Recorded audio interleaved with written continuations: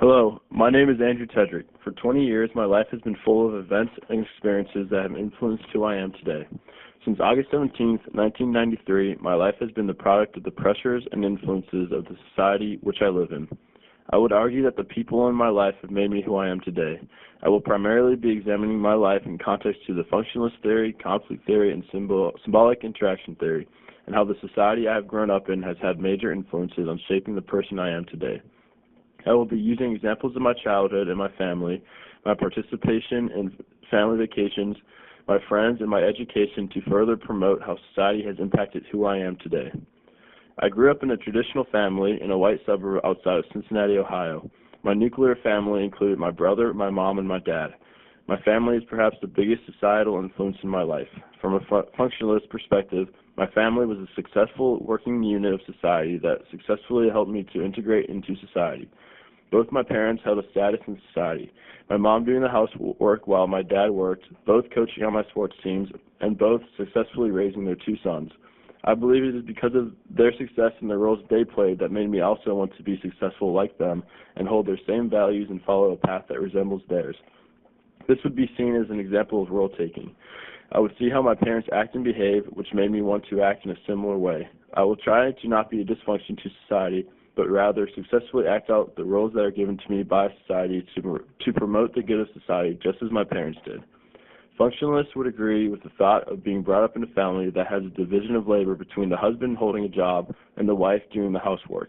My early childhood and my parents greatly influenced my life, teaching me the values I still hold today, as well as teaching me how to successfully integrate into society. My dad was an outdoors, strong-willed kind of guy who I give credit to teaching me my gender roles. From an early age, he got me involved in sports and working out on our farm. My dad would teach me how to be the man of the family and the importance of getting a job and providing for the family.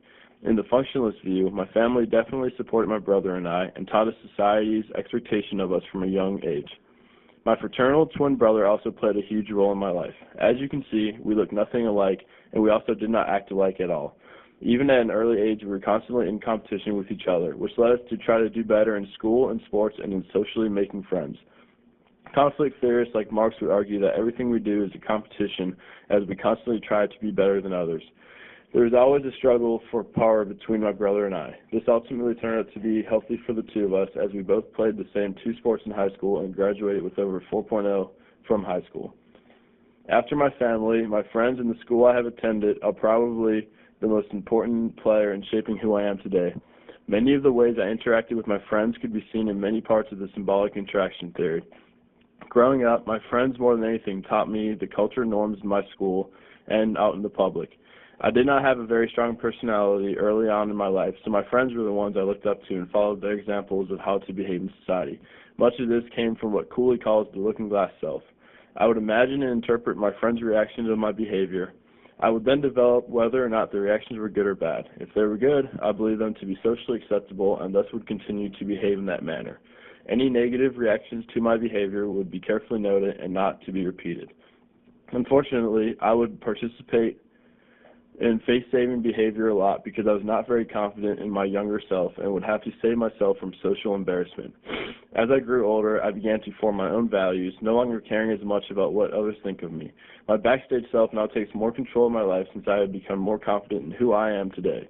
In class, we said that values can change over a lifetime, but I believe that I now carry with me most of the values that I will likely hold true for the rest of my life.